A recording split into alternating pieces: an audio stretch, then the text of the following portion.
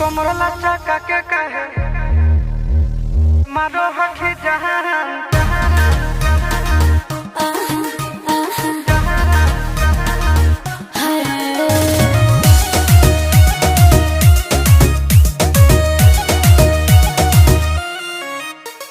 मैं हूँ चमक छलो रे साइड जरा चलो रे देख के जवानी मेरे हाथ ना है मोलो रे ए बाबू हाय मैं हूँ चमक छलो रे साइड जरा चलो रे देख के जवानी मेरे हाथ ना है मोलो रे मेरे होठ है बनारस के पान ए डार्लिंग का कमरला चाका के कहे मारो हठी जहान चोली के सामान कर दे छोड़न में दान कमरला चाका के कहे मारो हठी जहान चोली के सामान कर दे छोड़न में दान पागल पागल पागल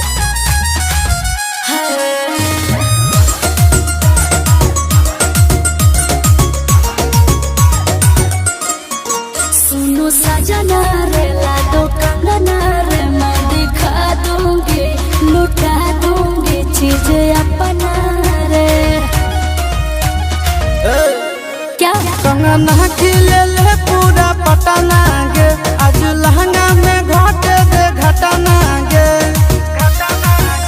अभी अभी तो मैं हुई हूँ जवान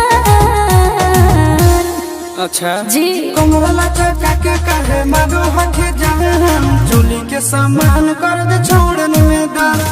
कमरला चाका के कहे मारो हठी जहान चोली के सामान कर दे छोड़न में दान झुमका लगाऊंगी ऐसे के झुमका पे झारखंड हिला दूंगी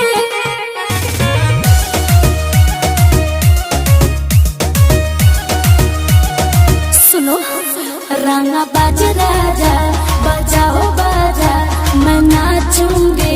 नचाऊंगी दे दो धनो यादा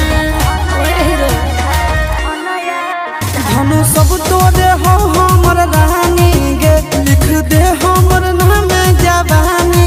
गे चिंटू आशीष नंदन दे दो ध्यान कमरला चाका के कहे मारो हठी जहान चोली के सामान कर दे छोड़न में दान कमरला चाका के कहे मारो हठी जहान चोली के सामान कर दे छोड़न में दान आओ ले लो प्यारे।